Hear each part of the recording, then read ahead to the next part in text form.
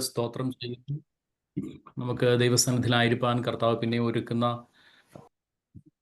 നല്ല മുഖാന്തരങ്ങൾക്കായിട്ട് സ്തോത്രം ചെയ്യുകയാണ്. I would like to praise Lord for this wonderful opportunity God has given us this evening to learn the word of God. ആമേൻ. നമ്മൾ എഫെസ്യ ലേഖനമാണ് പഠിച്ചുകൊണ്ടിരുന്നത്. So we have been meditating on the book of Ephesians. നമ്മൾ ഒന്നാമത്തെ അധ്യായത്തിൽ കഴിഞ്ഞ പ്രാവശ്യം ഒന്നാമത്തെ അധ്യായം വരെ അവസാനം വരെ ചിന്തിക്കുവാൻ തക്കവണ്ണം ഇടയായി തീർന്നു. So last class we had meditated on Ephesians chapter 1. ആമേൻ. എഫെസ്യ ലേഖനം ലേഖനങ്ങളുടെ റാണിയാണെന്ന് നമ്മൾ പറയുവാൻ തക്കവണ്ണം ഇടയായി തീർന്നു. We had discussed that Ephesians is known as the queen of epistles. ആമേൻ. കാരണം അത്രയേറെ ആത്മീയ മർമ്മങ്ങളെ കൊണ്ട് നിറയപ്പെട്ട ഒരു പുസ്തകമാണ് എഫെസ്യ ലേഖനം എന്ന് പറയുന്നത്. Because it is a book which is enriched with the mysteries of the word of God. ആമേൻ. ഒന്നാം അധ്യായത്തിൽ നമ്മൾ പ്രധാനമായിട്ടും രണ്ട് കാര്യങ്ങളാണ്, അതിനെ രണ്ടായിട്ട് തിരിക്കുകയാണ്, രണ്ട് കാര്യങ്ങളാണ് നമ്മൾ ചിന്തിക്കുവാൻ തക്കവണ്ണം ഇടയായി തീർന്നത്. We discussed about two main things in the first chapter of Ephesians. അതിനകത്ത് ഒന്നാമത്തെ പ്രധാനപ്പെട്ട കാര്യം എന്ന് പറയുന്നത് സ്വർഗത്തിലെ സകല ആത്മിക അനുഗ്രഹത്താലും നമ്മെ ക്രിസ്തുവിൽ അനുഗ്രഹിച്ചിരിക്കുന്ന യേശു ക്രിസ്തുവിന്റെ ദൈവവും പിതാവുമായവൻ വാഴ്ത്തപ്പെട്ടവൻ എന്നുള്ള മൂന്നാമത്തെ വചനമാണ്. അപ്പോൾ സ്വർഗത്തിലെ സകല ആത്മിക അനുഗ്രഹത്താലും സ്വർഗം നമ്മെ ഇപ്പോൾ ക്രിസ്തുവിൽ അനുഗ്രഹിച്ചിരിക്കുകയാണെന്നുള്ള ആ ഒരു വലിയ ബോധ്യം നമുക്കുണ്ടാകുവാൻ തക്കവണ്ണം ഇടയായി തീർന്നു. So the first part is that in verse 3, it says about God the Father for Lord Jesus Christ has blessed us with every spiritual blessing in the heavenly places in Christ. ആമേൻ. അതിൻ്റെ ഭാഗമായിട്ടുള്ള blessing നമ്മളെ ദൈവം തിരഞ്ഞെടുത്തു, ദത്തെടുത്തു, മുൻ നിയമിച്ചു എന്നീ കാര്യങ്ങൾ ആമേൻ നമ്മൾ ചിന്തിക്കുവാൻ തക്കവണ്ണം ഇടയായി തീർന്നു. So as a part of this blessing, he had chosen us, he had predestined us and adopted us. ആമേൻ. അതോടുകൂടെ അവൻ്റെ രക്തത്താൽ നമുക്ക് അതിക്രമങ്ങളുടെ മോചനമുണ്ടെന്നുള്ള ആ വലിയ സത്യം ഇവിടെ പരിശുദ്ധാത്മാവ് അപ്പോസ്തലനിലൂടെ വെളിപ്പെടുത്തുകയാണ്. So according to that, he has given us his promise that we are redeemed through his blood and given the forgiveness of sins. രണ്ടാമത് നമ്മൾ ചിന്തിച്ചത് പൗലോസിന്റെ ഒരു പ്രാർത്ഥനയെക്കുറിച്ചാണ് നമ്മൾ ചിന്തിച്ചത്. Secondly, we meditated upon the prayer of Paul. ആമേൻ. അവിടെ പൗലോസ് പ്രാർത്ഥിക്കുന്നത് ആമേൻ നിങ്ങളുടെ ഹൃദയദൃഷ്ടി പ്രകാശിക്കണം എന്നുള്ളതാണ്. ഹൃദയദൃഷ്ടി പ്രകാശിച്ചിട്ട് ദൈവം നിങ്ങൾക്ക് അവൻ്റെ വിളിയാലുള്ള ആശ ഇന്നതെന്നും വിശുദ്ധന്മാരിൽ അവൻ്റെ അവകാശത്തിൻ്റെ മഹിമാധനം ഇന്നതെന്നും അവൻ്റെ ബലത്തിൻ്റെ വല്ലഭത്വത്തിൻ്റെ വ്യാപാരത്തിൽ വിശ്വസിക്കുന്ന നമുക്ക് വേണ്ടി വ്യാപരിക്കുന്ന അവൻ്റെ അളവറ്റ ശക്തിയുടെ വലിപ്പം ഇന്നതെന്നും നമ്മൾ തിരിച്ചറിയണമെന്ന് ആമേൻ പൗലോസ് പ്രാർത്ഥിക്കുകയാണ്. So in the second part, as it is mentioned in verse 18 and in 19, it says that the eyes of your understanding should be enlightened, that you may know what is the hope of his calling and what are the riches of the glory of his inheritance in the saints. ആമേൻ. ആ ഭാഗങ്ങളാണ് നമ്മൾ ചിന്തിച്ചത്. അതിൻ്റെ അവസാനം നമ്മൾ ചിന്തിച്ചു അങ്ങനെ അവൻ ക്രിസ്തുവിലും വ്യാപരിച്ചു, സ്വർഗത്തിൽ തൻ്റെ വലതുഭാഗത്ത് സകല വാഴ്ചയ്ക്കും അധികാരത്തിനും ശക്തിക്കും കർത്തൃത്വത്തിനും ഈ ലോകത്തിൽ മാത്രമല്ല ഇനി വരുവാനുള്ളതിലും വിളിക്കപ്പെടുന്ന സകല നാമത്തിനും അത്യന്തം മീതെ ഇരുത്തുകയും സർവ്വതും അവൻ്റെ കാൽക്കീഴാക്കി സർവത്തിനും മീതെ അവനെ തലയാക്കി എല്ലാത്തിലും എല്ലാം നിറയ്ക്കുന്നവൻ്റെ നിറവായിരിക്കുന്ന അവൻ്റെ ശരീരമാകുന്ന സഭയ്ക്ക് അവനെ തലയാക്കി വെച്ചു. ഞാൻ അതിൻ്റെ ഒറിജിനൽ ട്രാൻസ്ലേഷനാണ് പറഞ്ഞത്. സ്തോത്രം. അപ്പോൾ ഈ സകല അധികാരങ്ങളുമുള്ള സർവത്തെയും അവൻ്റെ കാൽക്കീഴാക്കി വെച്ചിരിക്കുകയാണ്. അപ്പോൾ ഈ സർവ്വ അധികാരങ്ങളുമുള്ള ക്രിസ്തു ഇപ്പോൾ സഭയ്ക്ക് തലയായിട്ട് നിൽക്കുകയാണ് എന്ന് ഉള്ള ആ വചന സത്യം ഇവിടെ പൗലോസ് വെളിപ്പെടുത്തുകയാണ്. So in these verses from 18 to 23, Paul is revealing that Christ, who is the head of the church, has got all things under his feet, and he has given the authority to be head over all things to the church. ആമേൻ. അപ്പോൾ അവിടെ പറയുന്ന ഒരു പദം നിങ്ങൾ ശ്രദ്ധിച്ചോ, സർവ്വതും അവൻ്റെ കാൽ കീഴാക്കി, സർവ്വത്തിനും മീതെ. അപ്പോൾ പ്രപഞ്ചത്തിലെ സകലതും ഇപ്പോൾ യേശു ക്രിസ്തുവിൻ്റെ കാൽക്കീഴിലാണ്. നിങ്ങൾ അഭിമുഖീകരിക്കുന്ന പ്രതിസന്ധികളും പ്രശ്നങ്ങളും യേശുവിൻ്റെ കാൽക്കീഴിലാണ്. ആ ഒരു ബോധ്യം സഭയ്ക്ക് ഇടമേൽ വരുമ്പോഴാണ് ആ സഭയ്ക്കുള്ള ആത്മീയ അധികാരം എന്താണെന്ന് നമ്മൾ തിരിച്ചറിയുന്നത്. ആ ദൈവശക്തിയുടെ വലിപ്പത്തെ പറ്റിയാണ് പൗലോസ് ആ തപ്പൂട്ട് വർണ്ണിക്കുന്നത്. എന്താ പറയുന്നത്, അങ്ങനെ അവൻ ക്രിസ്തുവിലും വ്യാപരിച്ചു. യേശുവിനെ മരിച്ച് ഇനിയൊരു പ്രതീക്ഷയില്ലെന്ന് പറയുന്നിടത്ത് നിന്നാണ് സ്തോത്രം കർത്താവ് ഉയർപ്പിച്ച് തൻ്റെ വലതുഭാഗത്തിരുത്തി സർവത്തിനും എല്ലാ അധികാരങ്ങളും അവൻ്റെ മേൽ കൊടുക്കുവാൻ തക്കവണ്ണം ഇടയായി തീർന്നു. So basically, in order as church, we need to understand that we have a spiritual authority, and this is through Christ, who has been given the authority to be head over all things in the church.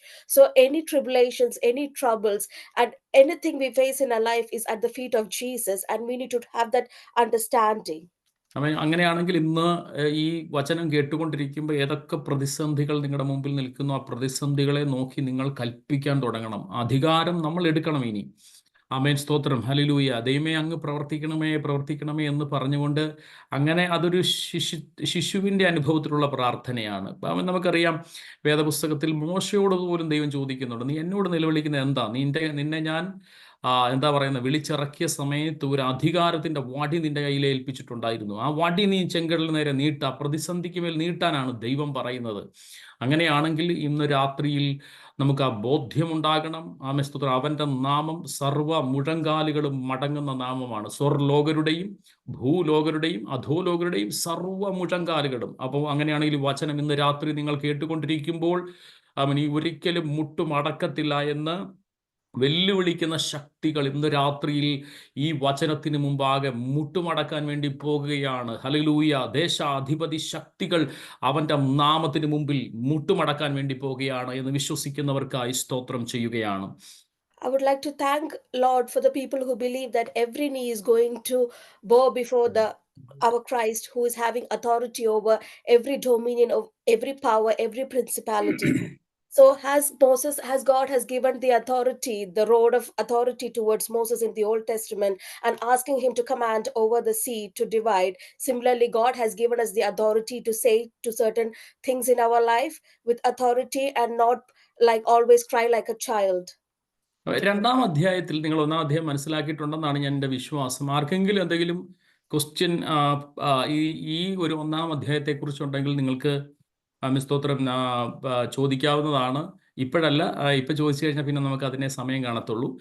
ചർച്ചിൽ വരുമ്പോഴും അങ്ങനെ സ്തോത്രം hallelujah പേഴ്സണലായി കാണുമ്പോഴോ നിങ്ങൾക്ക് ചോദിക്കാവുന്നതാണ്. പഠിക്കാൻ വേണ്ടിയിട്ട് നിങ്ങൾക്ക് ചോദിക്കാം, അല്ലെങ്കിൽ പാസ്റ്ററെ കുരുക്കാൻ വേണ്ടി ചോദിക്കരുത്, പഠിക്കാൻ വേണ്ടിയിട്ട് നിങ്ങൾക്ക് ചോദിക്കാവുന്നതാണ്.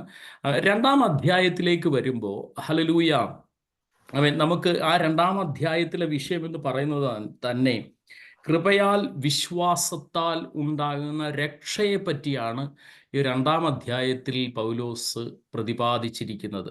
സ്തോത്രം, hallelujah. So in the second chapter it is mentioned about the grace through faith.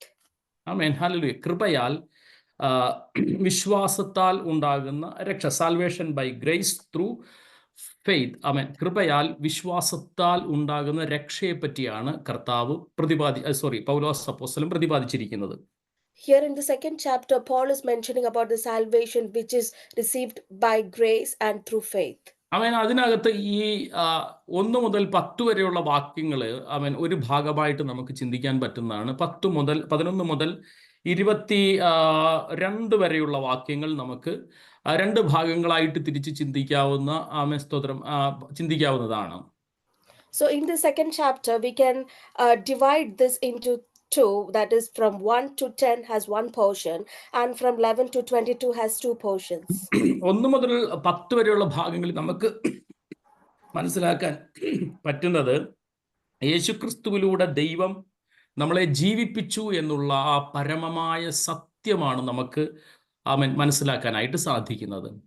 In this first verse we can see that he made alive who were dead in trespasses and sins, and this is through Jesus. 11 മുതൽ 22 വരെയുള്ള ഭാഗങ്ങളിൽ നമുക്ക് കാണാൻ കഴിയുന്നത് യഹൂദനെയും ജാതികളെയും യേശുക്രിസ്തുവിലൂടെ ദൈവത്തിങ്കിലേക്ക് നിരപ്പിച്ചു എന്നുള്ള ഭാഗമാണ് നമുക്ക് കാണാനായിട്ട് സാധിക്കുന്നത്. So from 11 to 22 it shows about Gentiles and Jews which are connected to the Lord. Amen, hallelujah. നിങ്ങൾക്ക് മനസ്സിലായെന്നാണ് ഞാൻ വിശ്വസിക്കുന്നത്. 1 മുതൽ 10 വരെയുള്ള ഭാഗങ്ങളിൽ ദൈവം നമ്മളെ ജീവിപ്പിച്ചു എന്നുള്ള ഭാഗവും 11 മുതൽ 22 വരെയുള്ള ഭാഗങ്ങളിൽ നമ്മളെയും യഹൂദനെയും നമ്മളെയും അല്ലെങ്കിൽ സഭയെയും യേശുക്രിസ്തു മുഖാന്തരം ജാതികളെയും സ്തോത്രം യേശുക്രിസ്തു മുഖാന്തരം ദൈവത്തോട് നിരപ്പിച്ചതായിട്ട് നമുക്ക് അവിടെ വായിക്കാനായിട്ട് സാധിക്കും. So as it is said, like from verses 1 to 10 it tells us about how we were made alive through Christ, and from 11 to 22 it talks about how we and the Jews, we as Gentiles and the Jews, were united to the Lord through Christ. അതിൽ 1 മുതൽ 7 വരെയുള്ള ഭാഗങ്ങൾ ഗ്രീക്കിൽ പൗലോസ് ഇത് എഴുതുമ്പോൾ ഒറ്റ sentence ആണ് 1 മുതൽ 7 വരെയുള്ള വചനങ്ങൾ. അത് നമ്മൾ ഈ ട്രാൻസ്ലേറ്റ് ചെയ്തപ്പോഴാണ് പല വചനങ്ങളായിട്ട് നമുക്ക് പഠിക്കാനുള്ള സൗകര്യത്തിൽ തരംതിരിച്ച് പറയുവാൻ തക്കവണ്ണം ഇടയായി തീർന്നത്. അതുപോലെ തന്നെയാണ് എഫേസ്യ ലേഖനം 1-ാം അധ്യായം 3 മുതൽ 14 വരെയുള്ള വചനങ്ങൾ ഒറ്റ സെന്റൻസ് ആണ്. ഹല്ലേലൂയ. ഓക്കെ, അത് നിങ്ങൾ മനസ്സിലാക്കിയിരിക്കുക. So it is said in Greek that Ephesians chapter 2 verses 1 to 7, it is mentioned as one sentence in Greek, and this is in seven verses because it is translated. Similarly, Ephesians chapter 1 verses 3 to 14 is also a single sentence in Greek. ഇതിന്റെ 1 മുതൽ 3 വരെ, 2-ാം അധ്യായം 1 മുതൽ 3 വരെയുള്ള വാക്യങ്ങളിൽ നമ്മൾ രക്ഷിക്കപ്പെടുന്നതിന് മുമ്പ് എങ്ങനെയായിരുന്നു എന്ന് പൗലോസ് അവിടെ പറയുകയാണ്. So in verses 1 to 3, Paul is telling us how we were before we got salvation. അവിടെ പറയുന്നത് ഇങ്ങനെയാണ്: അതിക്രമങ്ങളിലും പാപങ്ങളിലും മരിച്ചവരായിരുന്ന നിങ്ങളെയും അവൻ ഉയർപ്പിച്ചു. It says that we who were dead in trespasses and sins were made alive. സ്തോത്രം. അതിക്രമം എന്ന് പറഞ്ഞാൽ സ്തോത്രം, നമുക്കറിയാം, ഒരു നേരായ പാതയിൽ, വളരെ ഇടുക്കമുള്ള ഒരു പാതയിൽ കൂടെ സഞ്ചരിക്കുന്ന ഇടത്തു നിന്നും ഡൈവേർട്ട് ചെയ്യപ്പെടുന്ന ആ ഒരു അർത്ഥത്തിലാണ് പറഞ്ഞിരിക്കുന്നത്. So trespasses here mentions about moving into a narrow way. നിങ്ങൾക്കറിയാം, പാപം എന്ന് പറയുന്നതിന്റെ അർത്ഥം നിങ്ങൾക്ക് എല്ലാവർക്കും അറിയാവുന്നതാണ്. അത് ലക്ഷ്യം തെറ്റുക. സ്തോത്രം, ഹല്ലേലൂയ എന്നുള്ള ഒരു അർത്ഥത്തിലാണ് പാപത്തെക്കുറിച്ച് പറഞ്ഞിരിക്കുന്നത്. So sin is mentioned as something which disturbs you from the goal. അപ്പം നമുക്കറിയാം, ഒറ്റവാക്യത്തിൽ പറഞ്ഞു കഴിഞ്ഞാൽ ദൈവം നമ്മളോട് ചെയ്യണം എന്ന് പറഞ്ഞ കാര്യങ്ങൾ നമ്മൾ ചെയ്തില്ല, ചെയ്യരുത് എന്ന് പറഞ്ഞ കാര്യങ്ങൾ നമ്മൾ ചെയ്തു. ഹല്ലേലൂയ. അങ്ങനെ ദൈവത്തിൽ നിന്നും മനുഷ്യൻ അകലുവാൻ തക്കവണ്ണം ഇടയായി തീർന്നു. So it is like God is asking us to do something and we didn't do, and what he didn't ask us to do, we did that, and as a result man got separated from God. ഇവിടെ പറയുകയാണ്, അതിക്രമങ്ങളിലും പാപങ്ങളിലും മരിച്ചവരായിരുന്ന നിങ്ങളെയും അവൻ ഉയർപ്പിച്ചു. It says that we who were dead in trespasses and sins were made alive. മരണം എന്ന് പറയുന്ന വാക്ക് നമുക്കറിയാം, അത് വേർപാടിനെ കുറിക്കുന്നതാണ്. So the term death is used to tell us about separation or moving. ഇവിടെ പറയുന്നു, ഇതെങ്ങനെയാണ് ഇവിടെ മരിച്ചത്? ദൈവത്തിൽ നിന്ന് വേർപെട്ടത് എങ്ങനെയാണ്? അതിക്രമത്താലും പാപത്താലുമാണ് ഇവിടെ ദൈവത്താൽ മനുഷ്യൻ അകലുവാൻ തക്കവണ്ണം ഇടയായി തീർന്നത്. So here the distance between man and God is because of the trespasses and sins. നമുക്കറിയാം, ദൈവം ആദമിനോടും ഹവ്വയോടും സ്തോത്രം പറയുന്ന ഒരു കാര്യമുണ്ട്. തോട്ടത്തിലുള്ള എല്ലാ ഫലങ്ങളും നിങ്ങൾക്ക് തിന്നാം. പക്ഷേ തോട്ടത്തിന്റെ നടുവിലുള്ള അറിവിന്റെ വൃക്ഷത്തിന്റെ ഫലം നിങ്ങൾ തിന്നരുത്, അത് തിന്നുന്ന നാളിൽ നിങ്ങൾ മരിക്കും എന്ന് ദൈവം അവരോട് കൽപ്പിക്കുവാൻ തക്കവണ്ണം ഇടയായി തീർന്നു. So we can see that God is telling Adam and Eve that you can eat all the fruits in the Garden of Eden, but you must not eat the fruit from the tree of knowledge. Once you eat that, you will die. നമുക്കറിയാം, അവർ ആ ഫലം കഴിച്ചു. അവർ ശാരീരികമായിട്ടല്ല മരിച്ചത്. When they ate the fruit, they didn't have a physical death. അവർ ശാരീരികമായിട്ട് അപ്പോഴും അവർക്ക് ജീവൻ ഉണ്ടായിരുന്നു. They were still alive in their bodies. പക്ഷെ അവർക്ക് ആത്മീയമായ ഒരു മരണം അവിടെ സംഭവിച്ചു. But they had a spiritual death. ദൈവത്തിൽ നിന്നും അവർ അകലുവാൻ തുടങ്ങി. They started to separate from God. 3 തരത്തിലുള്ള മരണത്തെ പറ്റി നമുക്ക് ദൈവത്തിന്റെ വചനത്തിൽ നമുക്ക് കാണുവാനായിട്ട് സാധിക്കും. There are 3 types of death in the world. അതിനകത്ത് ഒന്നാമത്തേന്ന് പറയുന്നത് ആത്മീയ മരണമാണ്. So the first one is the spiritual death. Second എന്ന് പറയുന്നത് ശാരീരിക മരണമാണ്. Second one is physical death. മൂന്നാമത്തേന്ന് പറയുന്നത് ആമേൻ സ്തോത്രം ഹല്ലേലൂയ നിത്യമരണമാണ്. Third one is eternal death. ആമേൻ സ്തോത്രം ഹല്ലേലൂയ. അപ്പോ ആത്മിക മരണം എന്ന് പറയുന്നത് ദൈവത്തിൽ നിന്ന് അകലുന്നതിനെയാണ് ആത്മികമായ മരണം എന്ന് പറയുന്നത്. So spiritual death is referred to as separating or moving away from God, പിതാവിൽ നിന്ന് അകന്നു പോകുക. moving away from the Father. ആമേൻ രണ്ടാമത്തേന്ന് പറയുന്നത് ശാരീരിക മരണം. ബൈബിൾ പറയുന്നു ഒരിക്കൽ അവൻ മരിക്കുക എന്നുള്ളത് ദൈവം മനുഷ്യന് വേണ്ടി നിത്യമായി കൽപ്പിച്ച ഒരു നിയമമാണ് ഈ ഭൂമിയിൽ. ഒരിക്കൽ നമ്മൾ ജനിച്ചെങ്കിൽ ഈ ലോകത്തിൽ നമ്മൾ മരിച്ചേ മതിയാകത്തുള്ളൂ. Second one is physical death, that it is a command that God has given that once you have a life, you have a death. Amen hallelujah. അടുത്തതായിട്ട് പറയുന്നത് മൂന്നാമതായി പറയുന്നത് ആമേൻ സ്തോത്രം ഹല്ലേലൂയ ജീവപുസ്തകത്തിൽ പേരെഴുതി കാണാത്ത ഏവനെയും തീപ്പൊയ്കയിൽ തള്ളിക്കളയും. ഇത് രണ്ടാമത്തെ മരണം അഥവാ നിത്യമരണമെന്നാണ് അവിടെ രേഖപ്പെടുത്തിയിരിക്കുന്നത്. So it says in Revelation, the third type of death, eternal death, if you don't have your book in the book of life, you will be thrown into the hell.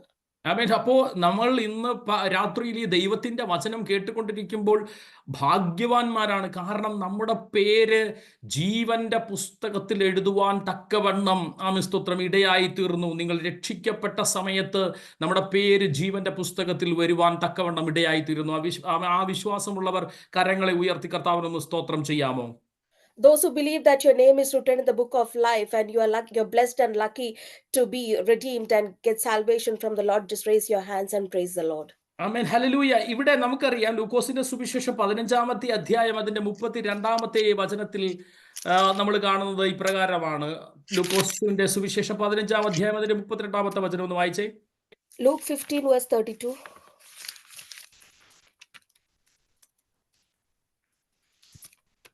അവിടെ ഇങ്ങനെ പറയുന്നത്, നിന്റെ ഈ സഹോദരനോ മരിച്ചവനായിരുന്നു, വീണ്ടും ജീവിച്ചു, കാണാതെ പോയിരുന്നു, കണ്ടുകിട്ടിയിരിക്കുന്നു. ആകയാൽ ആനന്ദിച്ച് സന്തോഷിക്കേണ്ടത് ആവശ്യമായിരിക്കുന്നു എന്ന് പറഞ്ഞു.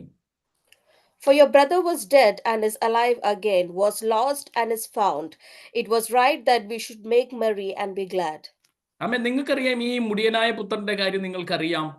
അവൻ അപ്പനോട് അവന്റെ കിട്ടേണ്ട സ്വത്തിന്റെ ആമേൻ സ്തോത്രം വീതം മേടിച്ചുകൊണ്ട് അപ്പന്റെ സന്നിധിയിൽ നിന്ന് അപ്പന്റെ സന്തോഷത്തിൽ നിന്നും അപ്പന്റെ ഭവനത്തിൽ നിന്നും പോയ ഒരു വ്യക്തിയാണ്. We know the story of prodigal son. He took his portion from his father and moved away from his house, from his happiness.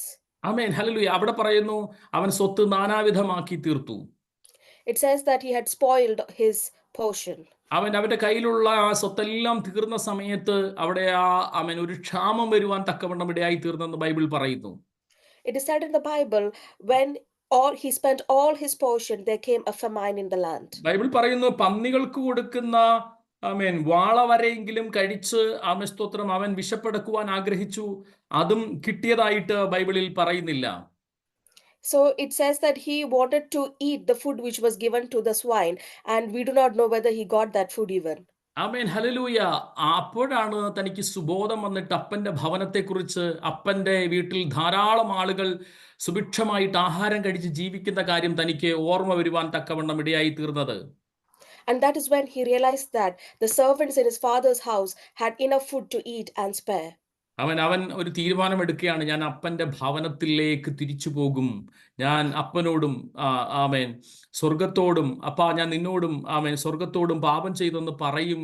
നിന്റെ ആമേൻ കൂലിക്കാരിൽ ഒരുത്തനെ പോലെ ആക്കണമേ എന്ന് പറയുമെന്ന് പറഞ്ഞുകൊണ്ടാണ് അവൻ അവിടെ കടന്നില്ല. അവൻ അവിടെ നിന്ന് എഴുന്നേറ്റു.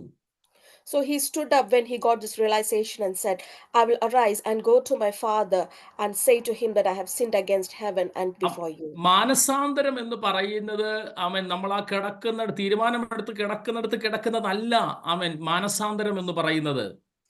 So repentance is not something that you realize and be in where you are. Amen hallelujah. അവിടെ നിന്ന് തീരുമാനമെടുത്ത് അവിടെ നിന്ന് എഴുന്നേൽക്കുന്നതാണ്, അപ്പന്റെ ഭവനത്തിലേക്ക് തിരിച്ചു നടക്കുന്നതിനെയാണ് മാനസാന്തരം എന്ന് പറയുന്നത്.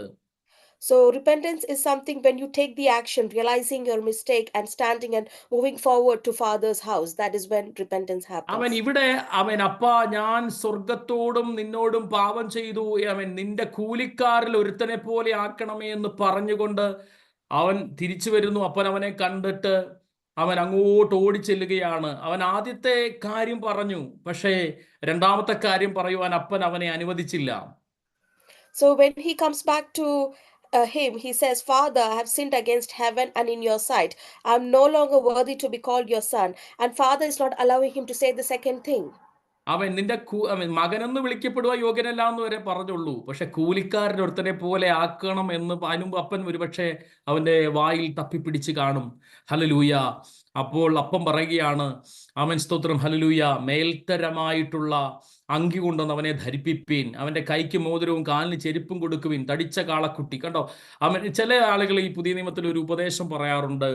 ഒന്ന് ശ്രദ്ധിക്കണം നിങ്ങൾ, ഇത് ഒരുപക്ഷെ നിങ്ങൾക്ക് പ്രയോജനം ചെയ്യും. ചില ആളുകൾ പ്രസംഗിച്ച് ഞാൻ കേട്ടിട്ടുണ്ട്, നിങ്ങൾ എത്ര നാൾ ദൈവത്തിൽ നിന്ന് മാറി നിരുന്നു, അത്രയും നിങ്ങൾ മടങ്ങി വന്ന അത്രയും നാൾ കഴിഞ്ഞിട്ടേ ബ്ലെസ്സിങ് കിട്ടത്തുള്ളൂ എന്ന് പറയുന്ന ഒരു ഉപദേശം ഞാൻ കേട്ടിട്ടുണ്ട്. പക്ഷെ അത് ബിബ്ലിക്കൽ, പുതിയ നിയമത്തിൽ അത് അവൻ കറക്റ്റ് അല്ല. ഇവിടെ അപ്പന്റെ ഭവനത്തിലേക്ക് എന്നവൻ മടങ്ങി വന്നു, അന്നു മുതൽ അപ്പൻ അവനെ അനുഗ്രഹിക്കാൻ തുടങ്ങി. ഇന്ന് പകൽ ഇന്ന് രാത്രിയിൽ ഈ വചനം നിങ്ങൾ കേട്ടുകൊണ്ടിരിക്കുമ്പോൾ, ഇന്ന് നിങ്ങൾ ദൈവസന്നിധിയിലേക്ക് മടങ്ങി വന്നാൽ, അവൻ പാപവഴികൾ വിട്ട് ദൈവത്തിങ്കിലേക്ക് മടങ്ങി വന്നു കഴിഞ്ഞാൽ, നിങ്ങളെ ഇന്നു മുതൽ ഹല്ലേലൂയ ഒരു അനുഗ്രഹമാക്കി തീർക്കുവാൻ ദൈവത്തിന് കഴിയുമെന്ന് അവൻ വിശ്വസിക്കുന്നവർക്കായിട്ട് ഞാൻ ദൈവത്തിന് സ്തോത്രം ചെയ്യുകയാണ്. I would like to thank Lord for people who believe that today, if you come back to the Father's house, living your sinful life, God is enabled to bless you with the best of his blessings.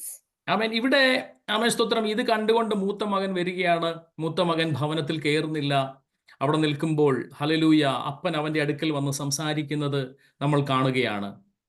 So we can see that the older son was in the field, and when he came into the house, he is calling one of his servants, and father is amen. talking. അതിന് തൊട്ട് മുകളിൽ നമ്മൾ കാണുന്നുണ്ട്, ഈ എൻ്റെ മകൻ മരിച്ചവനായിരുന്നു വീണ്ടും ജീവിച്ചു. കണ്ടോ, നമ്മൾ ആ ഭാഗമാണ് ചിന്തിച്ചത്. അപ്പം പറയുന്ന പദം നോക്കിക്കേ, എൻ്റെ ഈ മകൻ അവൻ മരിച്ചവനായിരുന്നു. മൂത്തവനോടും ഇങ്ങനെ തന്നെയാ പറയുന്നത്, നിന്റെ ഈ സഹോദരനോ മരിച്ചവനായിരുന്നു. കണ്ടോ, അപ്പനിൽ നിന്ന് അകന്നു പോയപ്പോൾ അവനിലൊരു ആത്മിക മരണമാണ് സംഭവിച്ചത്. ഹല്ലേലൂയ. അപ്പന്റെ അടുക്കലേക്ക് വന്നപ്പോ വീണ്ടും അവനിലേക്ക് ആത്മിക ജീവൻ വ്യാപരിക്കുവാൻ തക്കവണ്ണം ഇടയായി തീർന്നു. അത് തിരിച്ചറിയുന്നവർക്കായിട്ട് ഞാൻ ദൈവത്തിന് സ്തോത്രം ചെയ്യുകയാണ്. Amen. So basically, the father is telling that by this son was dead and is alive again, was lost and is found. He is telling this to his servants as well as to the older son. Similarly, when the son is moving away from the father, there is a spiritual death. But when he is coming back, this life is being restored unto him. ആമേൻ. അവിടെ അപ്പോൾ നമ്മൾ മനസ്സിലാക്കണം, അതിക്രമങ്ങളിലും പാപങ്ങളിലും മരിച്ചവരായിരുന്ന നിങ്ങളെയും അവൻ ക്രിസ്തുവിനോട് കൂടെ ഉയർപ്പിച്ചു എന്നാണ് നമ്മൾ ബൈബിളിൽ വായിക്കുന്നത്. So we read that those who were dead in trespasses and sins were made alive through Christ. അപ്പോൾ നമ്മൾ രക്ഷിക്കപ്പെട്ടതോടുകൂടെ ആമേൻ സ്തോത്രം, പാപത്തിലും അതിക്രമങ്ങളിലും മരിച്ചവരായിരുന്ന നമ്മളെ അവൻ യേശുവിനോടുകൂടെ ക്രിസ്തുവിനോടുകൂടെ ആമേൻ സ്തോത്രം ഹല്ലേലൂയ ഉയർപ്പിക്കുവാൻ തക്കവണ്ണം ഇടയായി തീർന്നു. So we who were dead in our trespasses and sins were made alive through Christ when we received salvation. അവൻ അതുകൊണ്ട് പൗലോസ് അവിടെ പറയുന്നു നോക്കിയേ, രണ്ടും മൂന്നും വചനങ്ങളിൽ പറയുകയാണ്, അവയിൽ നിങ്ങൾ മുമ്പേ ഈ ലോകത്തിന്റെ കാലഗതിയെയും ആകാശത്തിന്റെ അധികാരത്തിനും അനുസരണക്കേടിന്റെ മക്കളിൽ ഇപ്പോൾ വ്യാപരിക്കുന്ന ആത്മാവിനും അധിപതിയായവനെയും അനുസരിച്ചു നടന്നു.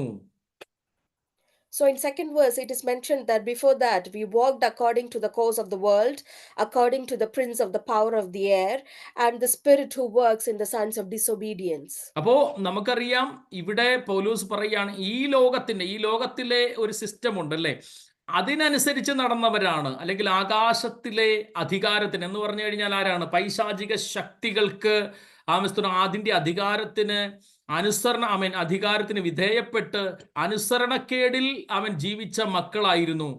സ്തോത്രം. എന്നാൽ നമുക്കറിയാം, അവിടെ പറയുന്ന ഒരു കാര്യം, നിങ്ങൾ ആത്മാവിനും അധിപതിയായും അനുസരിച്ച് നടന്നു. അവരുടെ ഇടയിൽ നാം എല്ലാവരും മുമ്പേ നമ്മുടെ ജഡമോഹങ്ങളിൽ നടന്നു, ജഡത്തിനും മനോവികാരങ്ങൾക്കും ഇഷ്ടമായത് ചെയ്തുകൊണ്ട് മറ്റുള്ളവരെ പോലെ പ്രകൃതിയാൽ കോപത്തിന്റെ മക്കളായിരുന്നു എന്നാണ് പൗലോസ് അവിടെ പറയുന്നത്. Here Paul is telling that we walked according to the system of the world before. We walked according to the prince of power, which is the evil forces, and the spirit that works in the sons of disobedience.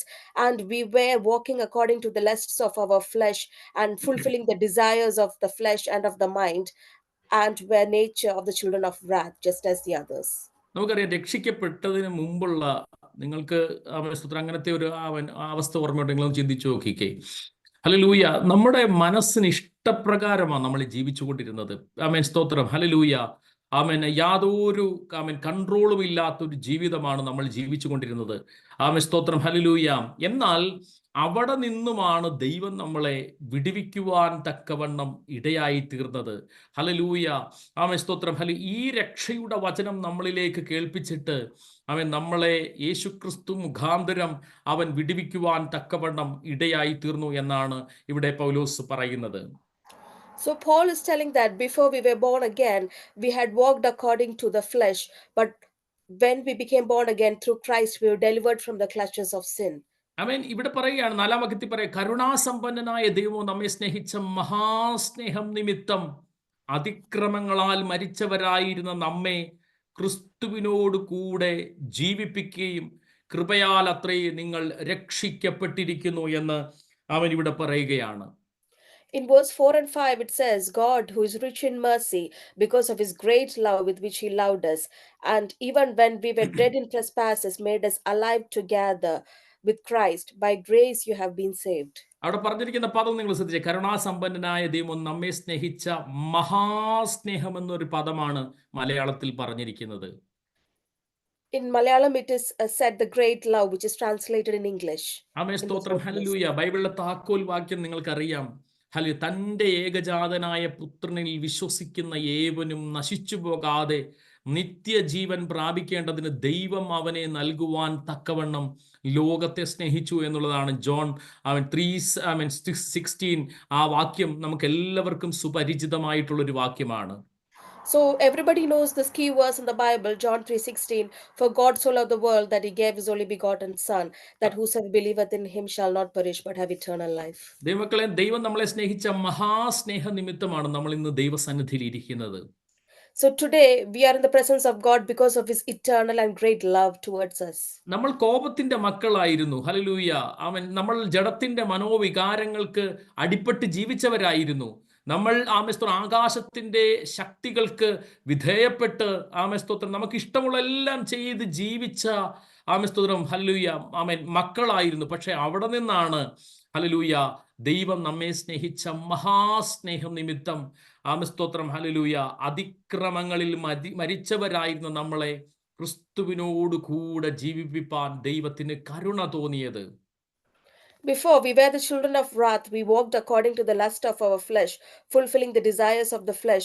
But through the great mercy and the great love which God had towards us, we have been alive together with Christ. നമുക്കറിയാം, ഈ Bible പറയുന്നു hallelujah പാപം പെരുകിയെടുത്ത് കൃപ വർദ്ധിച്ചു എന്നാണ് നമ്മൾ ബൈബിളിൽ വായിക്കുന്നത്. So where the sin multiplied, the grace had been more. നമ്മൾ ഈ പാപം UK-യിലും നമ്മൾ എങ്ങോട്ട് തിരിഞ്ഞു നോക്കിയാലും പാപപ്രവൃത്തികളെ കൊണ്ട് നിറയപ്പെട്ട ഒരു സ്ഥലമാണ്. So we know in UK there is a lot of sin. പക്ഷേ നിങ്ങൾ തിരിച്ചറിയണം, ബൈബിൾ പറയുന്നു പാപം പെരുകിയെടുത്ത് കൃപ അത്യന്തം വർദ്ധിച്ചെന്നാണ് നമ്മൾ വായിക്കുന്നത്. So where sin had spread, the grace multiplied there, it says in the word of God. പാപത്തെ കൊണ്ട് നിറയപ്പെട്ട ഒരു പട്ടണമായിരുന്നു കൊരിന്ത്യ പട്ടണം എന്ന് പറയുന്നത്. Corinth was a city which was filled with sin. പക്ഷേ അവിടെ ദൈവത്തിന്റെ വചനം വ്യാപരിക്കാൻ തുടങ്ങിയപ്പോൾ, ദൈവത്തിന്റെ കൃപ വ്യാപരിക്കാൻ തുടങ്ങിയപ്പോൾ, ദൈവത്തിന്റെ അഭിഷേകത്തിന്റെ ശക്തി വ്യാപരിക്കാൻ തുടങ്ങിയപ്പോൾ അവിടെ അസാധാരണമായ ദൈവപ്രവർത്തികൾ വെളിപ്പെടുവാൻ തക്കവണ്ണം ഇടയായി തീർന്നു. But when the word of God had been there, the grace of God, the anointing had been there, supernatural miracles had happened in that city. Amen, hallelujah.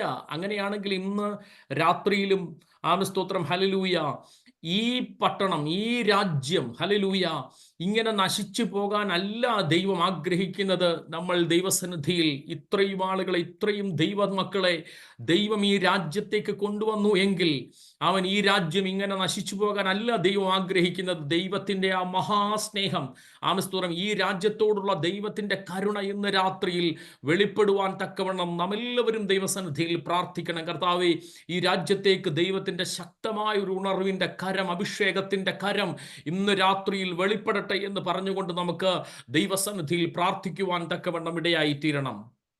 So tonight we should pray that God's anointing and a spiritual revival should happen in this city, because God has gathered all the children of God to this country, and let's pray that the grace of God be in this country as well. Amen, hallelujah. അപ്പോ ഇന്ന് രാത്രിയിൽ നിങ്ങൾ ഈ ദൈവസ്നേഹത്തിന്റെ ആഴം തിരിച്ചറിയാതെ പോകരുത്. ആ മഹാസ്നേഹത്തിന്റെ ആഴം നിങ്ങൾ തിരിച്ചറിയാതെ പോകരുത്. Tonight we must understand or realize the depth of this great love of God towards amen, us. Hallelujah. ദൈവം നമ്മളെ സ്നേഹിച്ച മഹാസ്നേഹം നിമിത്തമാണ് അതിക്രമങ്ങളിലും പാപങ്ങളിലും മരിച്ചവരായിരുന്ന നമ്മളെയും അവൻ ക്രിസ്തുവിനോട് കൂടെ അവൻ ഉയർത്തെഴുന്നേൽപ്പിക്കുവാൻ തക്കവണ്ണം ഇടയായി തീർന്നത്. Because of his great love towards us, we who were dead in our trespasses have been made alive through Christ. ആമേൻ, സ്തോത്രം, ഹല്ലേലൂയ. അവിടെ ദൈവം ചെയ്ത 3 കാര്യങ്ങളെ പറ്റി ആമേൻ, സ്തോത്രം, നമുക്കവിടെ കാണുവാനായിട്ട് സാധിക്കും. We can see about the 3 things that God has done here. ആമേൻ. അവിടെ പറയുന്നത് ക്രിസ്തുവിൽ നമ്മെക്കുറിച്ചുള്ള വാത്സല്യത്തിൽ തന്റെ കൃപയുടെ അത്യന്തധനത്തെ വരും കാലങ്ങളിൽ കാണിക്കേണ്ടതിന് ആമേൻ, സ്തോത്രം, ഹല്ലേലൂയ, ക്രിസ്തുവിൽ അവനോട് കൂടെ ഉയർത്തെഴുന്നേൽപ്പിച്ച് നമ്മളെ ഇപ്പൊ സ്വർഗസ്ഥലത്തിരുത്തിയിരിക്കുകയാണ്. So it says in verse 6 and 7, and raised us up together and made us sit together in heavenly places in Christ Jesus, that in the ages to come he might show the exceeding riches of his grace in his kindness towards us in Christ Jesus. ആമേൻ. അതിനകത്തെ ഒന്നാമത്തെ കാര്യം, ദൈവം ചെയ്ത ഒന്നാമത്തെ കാര്യം എന്ന് പറയുന്നത്, hallelujah, ആമേൻ, made alive എന്നുള്ളത് 5-ാമത്തെ വചനത്തിൽ നമ്മൾ വായിക്കുന്നത് അങ്ങനെയാണ്. ആമേൻ, സ്തോത്രം, നമ്മളെ ജീവിപ്പിച്ചു എന്നാണ് ബൈബിളിൽ പറയുന്നത്. So it says in the 5th verse that he has made us alive. ആമേൻ, നമ്മളെ ജീവിപ്പിച്ചു ക്രിസ്തുവിൽ. ആമേൻ, സ്തോത്രം, അഥവാ ആദമിൽ മരിച്ചുപോയ നമ്മുടെ ആത്മമനുഷ്യനെ ദൈവം ജീവിപ്പിച്ചു. So the spiritual man which was dead through Adam has been made to life through Christ Jesus. അപ്പോ ആദമിൽ എല്ലാവരും മരിച്ചതുപോലെ ക്രിസ്തുവിൽ എല്ലാവരും ജീവിക്കേണ്ടതാകുന്നു എന്ന് ബൈബിളിൽ പറയുന്നു. So it says in Bible, like how people have had a spiritual death through Adam, they have been given a spiritual life through Christ Jesus. അവൻ നിങ്ങൾ മനസ്സിലാക്കേണ്ട ഒരു കാര്യം, നമ്മളെ ജീവിപ്പിക്കുക മാത്രമല്ല ചെയ്തത്, ആദമിന്റെ പ്രകൃതം തന്നെ നമ്മൾ ഇന്നങ്ങ് മാറ്റി. So not only we were given a new life, but we have been removed from the nature of Adam. ആമേൻ. ഇത് നിങ്ങൾ തിരിച്ചറിഞ്ഞില്ലെങ്കിൽ നിങ്ങൾക്ക് ആത്മിക സ്വാതന്ത്ര്യമോ ആത്മികമായ വർധനവോ ഉണ്ടാകാൻ വളരെ ബുദ്ധിമുട്ടാണ്. If you do not realize this, you would not have the spiritual freedom or a spiritual fulfillment. Amen, hallelujah. നമ്മളിൽ ഉള്ള ആദമിന്റെ പ്രകൃതം, ഹല്ലേലൂയ, നമ്മൾ പറയാറില്ലേ, നമ്മളെല്ലാവരും മനുഷ്യരല്ലേ ബ്രദറെ എന്ന് പറയാറില്ലേ, അല്ലെങ്കിൽ അങ്ങനെ നമ്മൾ സംസാരിക്കാറില്ലേ, അല്ലെങ്കിലും ആരാ ആമേൻ പാപം ചെയ്യാത്തത്, അങ്ങനെ ചിന്തിക്കാറില്ലേ? പക്ഷെ യഥാർത്ഥത്തിൽ പിശാച് നമ്മളെ കളിപ്പിക്കുകയാണ് ചെയ്യുന്നത്. So most of us say that we are all humans, we do mistakes, but we need to realize that here devil is testing you by saying, when we say അവൻ this. ഞാൻ ഇവിടെ ഒത്തിരി തവണ ഇത് പറഞ്ഞിട്ടുള്ള വചനം, നിങ്ങൾ എത്ര പേര് അത് ഗ്രഹിച്ചിട്ടുണ്ടെന്ന് എനിക്ക് അറിയത്തില്ല. 4:22 എഫെസ്യൻ അത് വരുന്നുണ്ട്, നമുക്ക് പിന്നെ ചിന്തിക്കാം. എന്നാലും നിങ്ങൾക്ക് അത് മനസ്സിലാകാൻ വേണ്ടി ഒന്ന് പറയുകയാണ്. 4-ാം അധ്യായം അതിന്റെ 22-ാമത്തെ വചനം വായിച്ച്. Ephesians 4 verse 22. മുമ്പിലത്തെ നടപ്പ് സംബന്ധിച്ച് ചതിമോഹങ്ങളാൽ വഷളായി പോകുന്ന പഴയ മനുഷ്യനെ ഉപേക്ഷിച്ച്. ഇപ്പൊ ഈ മുമ്പിലത്തെ നടപ്പ് സംബന്ധിച്ച് നമ്മളത് മുമ്പേ ചിന്തിച്ചാണ്. മുമ്പിലത്തെ നടപ്പ് സംബന്ധിച്ച് ചതിമോഹങ്ങളാൽ വഷളായി പോകുന്ന പഴയ മനുഷ്യനെ ഉപേക്ഷിച്ചു. എപ്പോഴാ? സ്നാനപ്പെട്ടപ്പോ, രക്ഷിക്കപ്പെട്ടപ്പോ. ഹല്ലേലൂയ, ആമേൻ. ആ ചതിമോഹങ്ങളാൽ വഷളായി പോകുന്ന പഴയ മനുഷ്യൻ എന്ന് പറഞ്ഞ ആരാണ്? ആദമിന്റെ, ആമേൻ, ആ മണ്ണുകൊണ്ടുള്ളവൻ. അങ്ങനെ അതുകൊണ്ടാണ് പൗലോസ് പറയുന്നത്, മണ്ണുകൊണ്ടുള്ളവന്റെ പ്രതിമ ധരിച്ചതുപോലെ, കണ്ടോ, സ്വർഗീയന്റെ പ്രതിമയും ധരിക്കേണ്ടതാകുന്നു. കണ്ടോ, അപ്പം നമ്മൾ ആ മണ്ണുകൊണ്ടുള്ളവന്റെ പ്രതിമയാൽ സൃഷ്ടിക്കപ്പെട്ടവരാ. ഹല്ലേലൂയ. അതുകൊണ്ട് ദാവീദ് പറയുന്നത്, ഇതാ ഞാൻ അകൃത്യത്തിലുരുവായി പാപത്തിൽ എൻ്റെ അമ്മ എന്നെ ഗർഭം ധരിച്ചു. അപ്പം മണ്ണുകൊണ്ടുള്ളവന്റെ ആ ചതിമോഹങ്ങളാൽ വഷളായി പോകുന്ന പഴയ മനുഷ്യനെ ഉപേക്ഷിക്കുമെന്നല്ല പറഞ്ഞിരിക്കുന്നത്, ഉപേക്ഷിച്ചു. കണ്ടോ, ഉപേക്ഷിച്ച് നിങ്ങളുടെ ഉള്ളിലെ ആത്മാവ് സംബന്ധമായി പുതുക്കം പ്രാപിച്ച് സത്യത്തിന്റെ ഫലമായ നീതിയിലും വിശുദ്ധിയിലും ദൈവാനുരൂപമായി സൃഷ്ടിക്കപ്പെട്ട പുതിയ മനുഷ്യനെ. ഹല്ലേലൂയ. അതുകൊണ്ട് നമ്മൾ പറയുന്നത്, സ്നാനപ്പെടുമ്പോൾ നാം ക്രിസ്തുവിനെ ധരിക്കുകയാണ്. കണ്ടോ, ആ ക്രിസ്തുവിന്റെ ഇമേജാണ് നമ്മളിപ്പോൾ. ഇത് ഒന്ന് ട്രാൻസ്ലേറ്റ് ചെയ്തോ, sorry. So in verse 22 and 23, Paul is telling that you put off concerning your former content the old man. The old man is referring to the man of Adamic nature, and which grows corrupt according to the deceitful lusts, and be renewed in the spirit of your mind. So when you are born again or when you baptized, you are dressing Jesus and you are getting the image of Jesus here, and you renew in the spirit of your mind, and you put on the new man, that is Christ, which was renewed according to God in true righteousness and holiness. എന്തുകൊണ്ടാണ് പൈശാചിക ശക്തികൾ നിങ്ങളെ കാണുമ്പോൾ വിറയ്ക്കുന്നതിന്റെ കാരണം? ഇപ്പൊ ഉദാഹരണം പറഞ്ഞ ബിനുവിനെയോ അല്ലെങ്കിൽ നിങ്ങളുടെ പേര് പറഞ്ഞോ നോക്കി, അതുകൊണ്ടല്ല, നിങ്ങൾ ക്രിസ്തുവിനെ ധരിച്ചിരിക്കുന്നത് കൊണ്ടാണ് പൈശാചിക ശക്തികൾ നിങ്ങളെ കാണുമ്പോൾ വിറയ്ക്കുന്നതിന്റെ കാരണം.